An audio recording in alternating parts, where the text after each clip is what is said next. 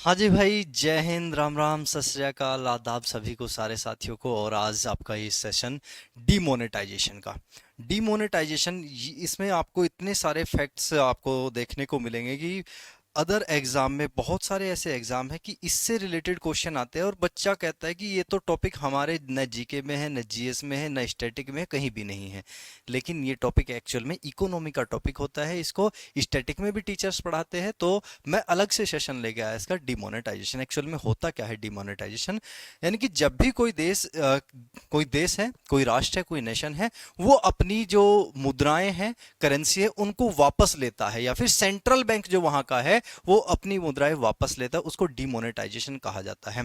क्या नोटबंदी भी डिमोनेटाइजेशन था?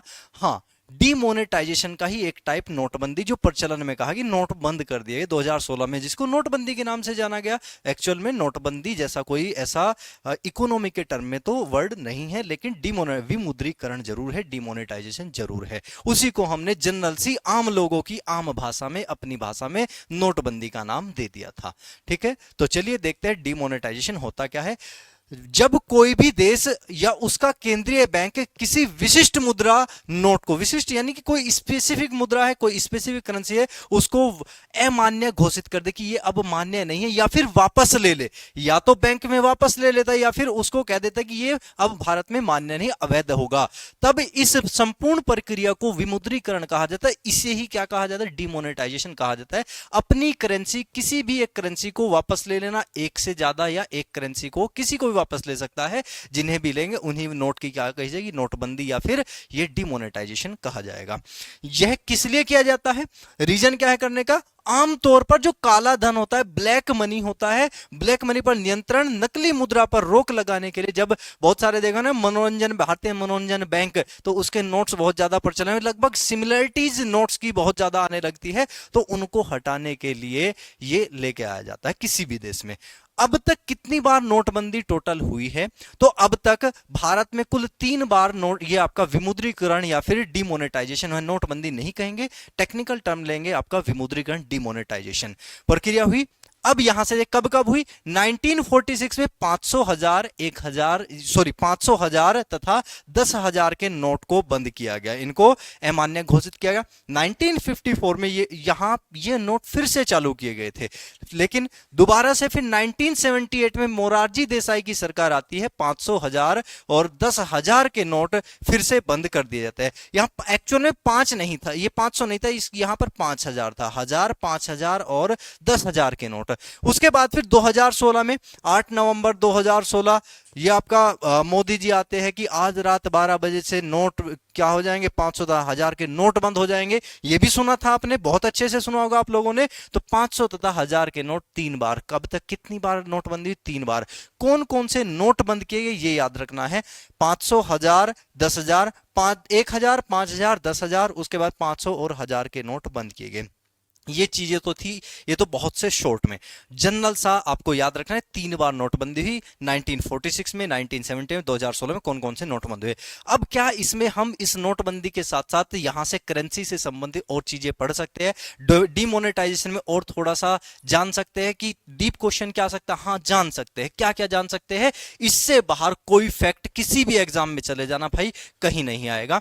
देखेगा, सबसे पहले फर्स्ट डिमोनेटाइजेशन जब हुआ 12 जनवरी 1946 को, पहली बार विमुद्रीकरण लेके आए। रीजन क्या था? सेकेंड वर्ल्ड वॉर के बाद कालाबाजारी हो गई थी, यानी कि ब्लैक मार्केटिंग बहुत ज्यादा थी, उसको रोकने के लिए। तो रोकने के लिए ब्रिटिश गवर्नमेंट यहां थी, 1940, ब्रिटिश गवर्नमेंट तथा भारतीय रिजर्व बैंक, आरबीआई, जो कि 1935 में जिसकी स्थापना हुई थी, आरबीआई के गवर्नर, ये याद रखना कि पहला डिमोनेटाइजेशन जब हुआ तो गवर्नर कौन थे? तो गवर्नर चिंतामन द्वारकानाथ देशमुख। कौन थे? चिंतामन द्वारकानाथ देशमुख द्वारा कौन से नोट? 500, 1,000, 10,000 के नोटों का विमुद्रीकरण किया गया था। याद रहेगा। उसके बाद फिर एक नोट याद रखना है, इसके बाद 1946 के बाद 1954 में इन नोट को, कौन से? 500, 1,000, 10,000 के नोट को फिर से जारी कर दिया गया था। पहला पहला डिमोनेटाइजेशन याद हो जाता है 1946। कितने जनवरी? 12 जनवरी 1946 को। गवर्नर का नाम चिंतामन द्वारकानाथ देशमुख था। ठीक है भाई। उसके बाद सेकंड जब सेकंड वाला डिमोनेटाइजेशन हुआ, ये 12 जनवरी 1946 को होता है, ये कब होता है 16 जनवरी 1978 को होता है, ये भी जनवरी में, ये भी जनवरी में, ठीक है। तो 1978 में जब डिमोनेटाइजेशन हुआ तो उससे पहले भी एक घटना हुई थी। घटना क्या थी? 1970 में भारत में पूर्व मुख्य न्यायाधीश यानी कि सीजेआई कैलाश वांचू ने काले धन का पता लगाने के लिए वांचू समिति बनाई। 1970 में एक समिति बनी, एक कमेटी का गठन किया, वांचू कमेटी का। किसने किया था? इनका नाम था सीजेआई कैलाश वांचू, पहले जो सीजेआई रहे थे। और किस लिए? काले धन का पता लगाने के लिए। क्या इसकी रिपोर्ट आई? हां, इसकी रिपोर्ट आती है। और उस रिपोर्ट के आधार पर 1978 में मोरारजी सरकार, प्रधानमंत्री मोरारजी देसाई सरकार तथा वित्त मंत्री उस समय कौन थे? हमारे वित्त मंत्री थे आपके एच एम पटेल द्वारा यहां से 1000, 5000 तथा 10,000 के नोट बंद किए गए। कौन कौन से नोट है? 1000, 5000, 10,000 के नोट कब? 1978 में बंद किए गए।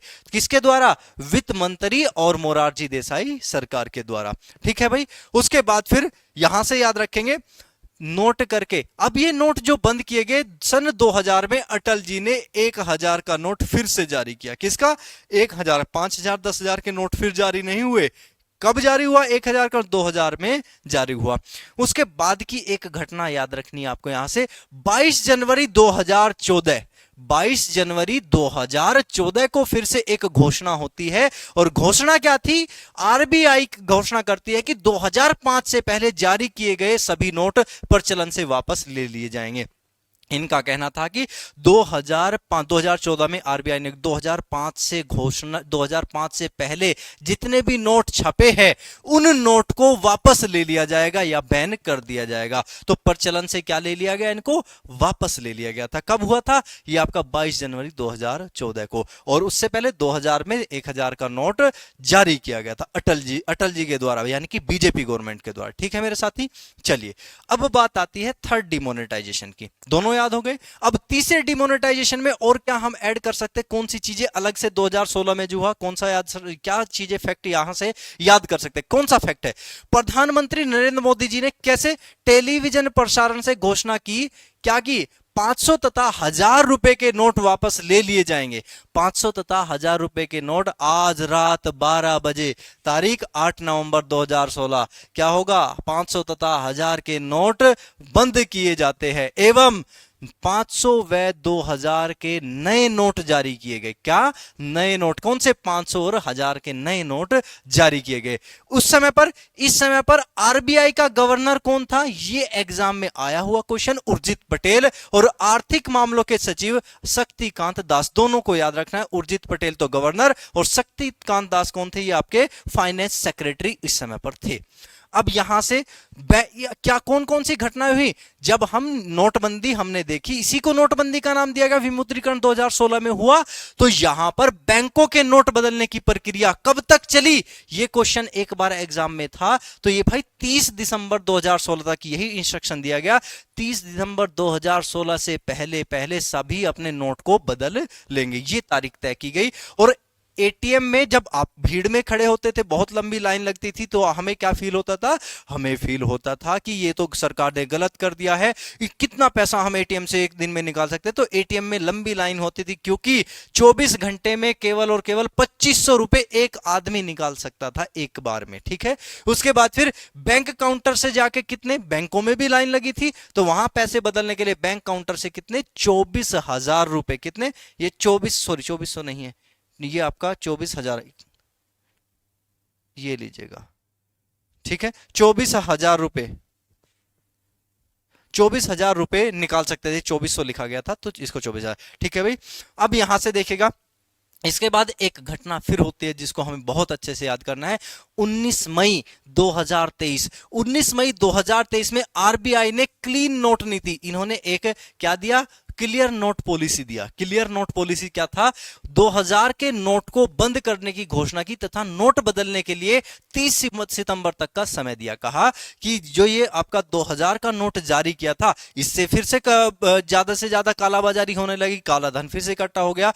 जितनी बड़ी करेंसी होती है उतना ज्यादा ब्लैक मार्केटिंग होने की संभावनाएं होती है। तो 2000 के नोट को बंद करने की घोषणा की तथा नोट बदलने के लिए कितने सितंबर, 30 सितंबर तक का समय दिया गया, परंतु 2000 के नोट को अवैध घोषित नहीं किया। ये नहीं किया कि 2000 का नोट अवैध होगा, ये इंपॉर्टेंट पॉइंट है। इसको बंद कर दिया लेकिन अवैध घोषित नहीं किया गया। ठीक है मेरे साथी, तो ये 3 मोनेटाइजेशन, 1946, उसके बाद फिर 1978, उसके बाद फिर 2016, बीच में 1954 में दोबारा से नोट जारी किए गए, वो याद रखना है। 2000 में एक बार अटल जी ने नोट जारी किया, वो याद रखना है। एक 2014 में 2005 से पहले बने सारे नोट बंद किए जाएंगे, ये याद रखना है। और फिर ये 2023 में 2000 के नोट को वापस ले लिया गया, ये याद रखना है। अब इसके बाद और क्या, अब हम यहां देखते हैं, देखिएगा, नोट को छापने के लिए, अब नोट छापे भी तो जाएंगे, नोट छापने के लिए हम कहां कहां से कौन कौन सी चीजें लेके आते हैं। नोट जो छपता है वो कौन से कागज पे छपता है, वो प्योर कॉटन पे। भारत का जो नोट है वो प्योर कॉटन पे छापा जाता है, जिसको क्या भी कहा जाता है, जिसको कॉटन लिंटर्स कहा जाता है। जबकि अमेरिका का नोट 25% लिनन और 75% कॉटन का बना होता है, और भारत का प्योर कॉटन का बना होता है। क्या भारत में ही कॉटन बनता है? ये कागज कहां से आता है? भारत में इसका डिजाइन तैयार होता है, कुछ कागज भी तैयार होता है, लेकिन मैक्सिमम जो कागज है नोट का वो इंपोर्ट होता है। कहां से? जर्मनी से, यूके से, जापान से। ठीक है मेरे भाई, तो इन फैक्ट को जानते हैं वन बाय वन बहुत अच्छे से। तो कॉटन लिंटर्स क्या है? 100% प्योर कॉटन से कागज बनता है, जिसको क्या कहा जाता है? कॉटन लिंटर्स कहा जाता है। इससे बनता है नोट, हमारा नोट का जो कागज है। अब नोट छापने का कागज कहां बनता है? सिक्योरिटी पेपर मिल होशंगाबाद तथा मैसूर कर्नाटका, दो ही जगह पर पेपर को डिजाइन किया जाता है। या तो सिक्योरिटी पेपर मिल होशंगाबाद, और दूसरा कहां है सिक्योरिटी पेपर मिल? ये मैसूर कर्नाटक में, होशंगाबाद एमपी मध्य प्रदेश में, यहां पर। अब क्या, यहां ज्यादातर नोट के कागज का डिजाइन तैयार होता है, कागज नहीं। कागज तो क्या होता है? कागज तो ज्यादातर जर्मनी, यूके, जापान से आयात होता है, इंपोर्ट किया जाता है इंडिया में। उसके बाद देखो मुद्राएं। अब भारत में अब कहां कहां भारत में नोट छपते हैं, ये तो कागज है। अब नोट छापने के लिए प्रिंटिंग प्रेस कहां कहां लगाई गई? तो मुद्रा प्रिंटिंग प्रेस 4 है भारत में। कहां कहां भाई? नासिक और देवास में। महाराष्ट्र, नासिक महाराष्ट्र, देवास मध्य प्रदेश में। ये किसके अंडर है? अंडर इंडियन गवर्नमेंट, भारतीय सरकार के अंडर है। उसके बाद 2 कहां लगाई गई? एक मैसूर और एक साल्बोनी। मैसूर कर्नाटका, साल्बोनी वेस्ट बंगाल में। ये किसके अंडर है? भारतीय रिजर्व बैंक की एक सहायक कंपनी है, उसका नाम है बीआरबी एनएमपीएल, भारतीय रिजर्व बैंक नोट मुद्रण प्राइवेट लिमिटेड के अंडर ये मैसूर और साल्बोनी वाली जो छापे खाने की ये क्या लगाया गया? प्रेस लगाया गया, छापा खाना लगाया गया मुद्रा का, ये इसके अंडर में काम करते हैं। 2 भारत सरकार के अंडर में और 2 किसके अंदर? 2 बीआरबी एनएमपीएल के अंडर वर्क करती है। उसके बाद ये तो हमने बात की किसकी? नोट की। 4 जगह नोट छापे जाते हैं, 4 जगह प्रिंटिंग प्रेस है नोट की। लेकिन हम सिक्के की भी तो बात करते हैं। सिक्के कहां छापे जाते हैं? तो सिक्के के लिए याद रखेंगे, ये 4 टकसाल लगाए गए हैं इंडिया में। 4 क्या है? टकसाल, मिंट जिन्हें कहा जाता है। क्या बोला जाता है? इनको मिंट बोला है। जहां सिक्के ढाले जाते हैं, सिक्के बनाए जाते हैं, उनको मिंट बोला जाता है। मिंट कहां कहां है? मुंबई महाराष्ट्र में, हैदराबाद तेलंगाना, कोलकाता पश्चिम वेस्ट बंगाल और नोएडा। तो ये 4 मिंट है, मुंबई, हैदराबाद, कोलकाता और नोएडा। तो कभी भी क्वेश्चन आए कि मिंट कहां कहां है, तो याद रखना है ये 4 मिंट। और अगर पूछे प्रिंटिंग प्रेस, नोट कहां छापे जाते हैं? नोट यहां छापे जाते हैं। इसमें एक क्वेश्चन, बहुत महत्वपूर्ण क्वेश्चन, जो साइड में नोट करके लिखा मैंने आपके लिए, वो बनता है ये वाला। 1 रुपए का नोट सिक्का वित्त मंत्री द्वारा प्रकाशित किया है। बाकी सब तो किसके द्वारा? आरबीआई। जितने भी नोट है, जितने भी सिक्के हैं, आरबीआई के द्वारा जनरेट किए जाते हैं। लेकिन 1 रुपए का नोट और 1 रुपए का सिक्का कौन जारी करता है? ये हमारा यहां से प्रकाशित किया जाता है वित्त मंत्रालय के द्वारा। कौन जारी करता है? वित्त मंत्रालय जारी करता है। और 1 रुपए के नोट पर वित्त सेक्रेटरी के ही हस्ताक्षर होते हैं, जो साइन होते हैं। जैसे आरबीआई के गवर्नर के साइन होते हैं वैसे तो सभी नोट पर, लेकिन जो 1 रुपए का नोट है उस पर हमारे फाइनेंस सेक्रेटरी के साइन होते हैं। ये इंपॉर्टेंट फैक्ट कैसे भी करके माइंड में बैठा लेना है। ठीक है मेरे साथी, अब हमने ये भी देख लिया स्पेशल फैक्ट से। अब इनसे अलग क्या फैक्ट पूछे जा सकते हैं? इससे अलग फैक्ट पे आओ भाई, इससे अलग फैक्ट है ये, भारतीय नोट का आकार तथा पीछे छपी ऐतिहासिक धरोहर कौन कौन सी है। हिस्टोरिकल जो हमारी मॉन्यूमेंट्स है वो कौन से नोट के पीछे कौन सा, बहुत बार एग्जाम में देखा होगा अपने वन लाइनर एग्जाम में कि 10 के नोट के पीछे क्या छपा है, 20 के नोट के पीछे क्या छापा गया है, इनका साइज क्या है। यहां तक कि एसएससी तो ये भी पूछता है कि साइज क्या है, तो इसको भी जान लो भाई, सारे नोट लिखे। अगर 10 का नोट है, 10 रुपए के नोट की बात करूं तो इसका कितने mm, ये 63 mm चौड़ा है। ये तो क्या लिखेंगे, यहां तो लिखेंगे चौड़ाई, ये तो मेरे साथी चौड़ाई है। और अगर पूछा जाए लंबाई तो ये लंबाई है, नोट की लंबाई ये है, ठीक है मेरे साथी। तो चौड़ाई 63 mm और 123 mm। और 10 के नोट के पीछे कोणार्क का सूर्य मंदिर है। 10 के नोट के पीछे क्या है, कोणार्क का सूर्य मंदिर। ऐसे याद करेंगे, देखिएगा स्टार्टिंग के जो 3 येलो कलर से लिखे हैं, लंबाई को 6 mm बढ़ा देंगे, 23 + 6 कर दो, प्लस क्या कर दो, +6 कर दो, उसके बाद फिर +6 कर दो, क्या कर दिया, +6, ठीक है। तो +6 +6, 23 और 6 29, 29 6 35। तो लंबाई कितने कितने 6 mm बढ़ जाएगी। यहां से लंबाई एक बार बढ़ेगी, बाकी सिर्फ और सिर्फ 10 के नोट की लंबाई 63 mm है, बाकी सभी की सॉरी चौड़ाई 10 के नोट की चौड़ाई 63 mm, बाकी सभी नोट की चौड़ाई 66 mm है। तो 20 के नोट की चौड़ाई कितनी, ये 66 mm होगी और इसकी लंबाई 129 mm। इसके पीछे क्या छपा है, एलोरा की गुफाएं, ये कोणार्क का मंदिर 10 के नोट के पीछे।